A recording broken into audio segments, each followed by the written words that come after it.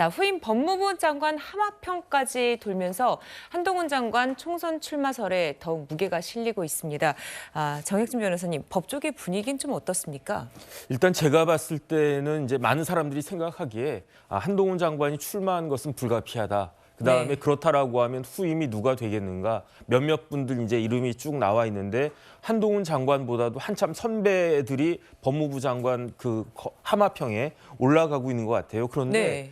제 생각에는 이게 한동훈 장관이 뭐 스스로 출마를 원하고 스스로 계획을 했던 것이라고 보기보다는 지난번에 대구 스마일 센터에 갔는데 어마어마한 반향이 있지 않았습니까? 지금 이런 반향을 일으킬 수 있는 정치인이 누가 있겠습니까? 제 생각에는 이재명 대표가 광주에 가도 저 정도에 훨씬 미치지 못할 것이다. 그런 생각이 드니까 그러니까 정치인들, 특히 여당 정치인들이 한동훈 장관을 가만히 둘 수가 없는 거죠. 왜냐하면 여태까지는 한동훈 현상이 그냥 어음일 정도라고 생각을 했는데 네. 막상 보니까 이건 수표이고 현찰이란 말이죠. 그러니까 이와 같은 내년 같은 그 엄중한 총선에서 출마하려고 하는 많은 사람들이 한동훈 효과에 조금이라도 편승해야 되겠다 이런 마음을 가질 수밖에 없기 때문에 제가 지역구에 출마한다라고 해도 한동훈 장관이 한번 와줬으면 한다 이렇게 생각하는 후보자들이 한둘이겠습니까? 네. 그러니까 어쩔 수 없이 이제 한동훈 장관의 출마는 불가피한 것이라고 판단이 되고 어떤 형식으로 어떠한 방식으로 출마할 것이냐 그것만 남은 것 같다. 그다음에 시기만 남은 것 같다. 저는 그렇게 생각이 됩니다.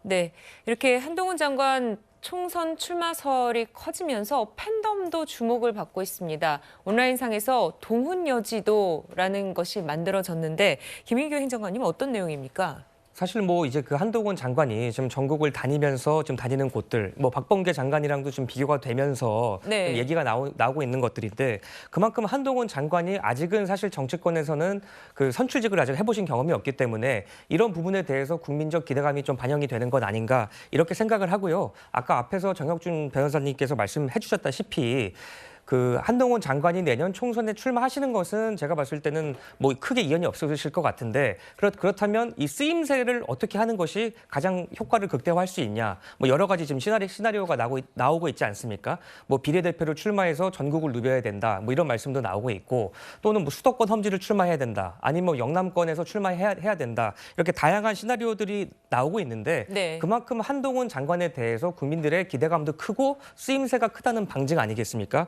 그런 의미에서 이렇게 뭐 한동훈 여지도가 나오는 것도 뭐 그런 측면에서 나오는 얘기다 이렇게 생각을 합니다. 한 네. 말씀만 덧붙이자면은 예. 사실상 총선 출마 여부의 문제가 아니고 네. 나는 이게 대선 후보급으로 부상하고 있다고 생각해요. 예. 동훈여지도를 만든 게 DC 인사이트의 한 팬이라고 하는데 동훈여지도를 보면요. 전국 17개 광역시도 중에 10개가 표시돼 있어요, 벌써. 네. 근데 그게 전국에 이렇게 걸쳐 있습니다. 그리고 사실 이번에 가면서 재밌는 얘기가 나온 게 강남에 그 현대고 전화 와서 서울법대 간 그 완전히 강남 보이라고 생각했던 한동훈 장관이 본인의 입으로 내 고향은 춘천이다.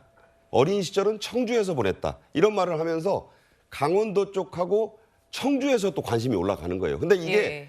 다 보면 다 치밀하게 계산된 발언이라고 저는 생각을 하거든요. 네. 그러니까 지금 총선에 나오느냐 안 나오느냐 어디 가느냐 그런 급을 나는 한동훈 장관이 이미 벗어나고 있다고 봐요.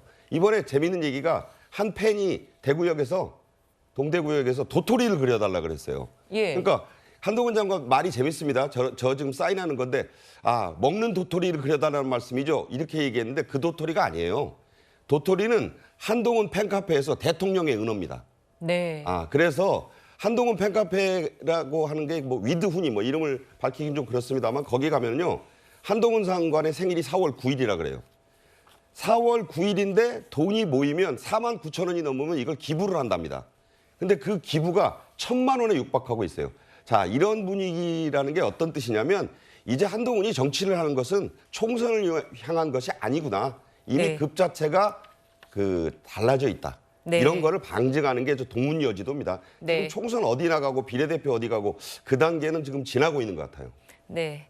자, 한동훈 장관의 이런 행보를 예의주시하는 인물 중에 한 명, 이준석 전 국민의힘 대표가 있습니다. 한 장관으로 인해 신당 이슈가 조금 사라진 것이 아니냐라는 질문을 하자 이렇게 답했습니다. 만약에 호사가 얘기하는 것처럼 네. 저 때문에 일찍 등판한 거면은 너무 등판이 빨랐다라고 얘기하고 싶습니다. 한동훈 장관이 정치를 하려면은 본인의 일정을 따라가야 됩니다. 한동훈 장관도 이게 결국엔 제가 도박에 비유해서 죄송하지만은 네. 하이리스크 하이리턴이고요. 로우리스크 로우리턴입니다. 네, 최진봉 교수님, 네. 이준석 전 대표의 발언은 어떻게 보셨습니까? 그러니까 저는 이렇게 생각해요. 이게 이준석 대표는 뭐랄까요? 이 한동훈 장관에서 그렇게 공격을 하지 않습니다. 대체로 뭐 윤석열 대통령은 막 공격을 하잖아요. 한동훈 장관에서 공격을 안 하는데 그럼에도 불구하고 경쟁자로서 느끼는 듯한 느낌은 있는 것 같아요. 그러니까 뭔가 예를 들면 등판을 너무 일찍 하는 문제, 그다음에 발언의 문제, 여기는 뭐 이 얘기는 안 나왔지만 그런 얘기에 대해서 김건희 여사 건에 대해서 뭔가 의견을 밝혀야 한다 이런 얘기까지 했거든요. 그러니까 결국은 본인이 한동훈 장관을 머릿속에 경쟁자로 생각하고 있는 부분이 있는 것 같아요. 그러니까 네. 국민의힘의 어떤 권력 구도에서도 그렇고요. 또 하나는 이제 한동훈 장관이 출마를 하게 되면 국민의힘에 들어와야 되는 거잖아요. 그랬을 때 본인이 들어갈 수 있는 입지가 어떻게 될 거냐. 또 뭐 박상규 의원이 잠깐 얘기하셨지만 대선 과정까지 본다고 하면 두 사람이 경쟁 관계에 들어설 가능성이 충분히 있는 여지가 있어서 이준석 전 대표 입장에서는 한동훈 장관에 대해서 뭐 이게 멀고도 가깝지 않은 그런 사이로 적당한 거리를 유지하면서 경쟁 관계로 가는 게 아닌가 하는 생각이 들고요. 네. 이제 만약 현실화된다고 하면 뭐 예를 들면 선거 과정에서 이준석 전 대표가 어떻게 될지 좀 지켜봐야 되긴 하지만 국민의힘에서 어떤 역할을 할지 하는 부분도 사실은 경쟁 구도의 하나의 어떤 바로미터가 될 수 있는 그런 상황이 올 거라고 생각합니다.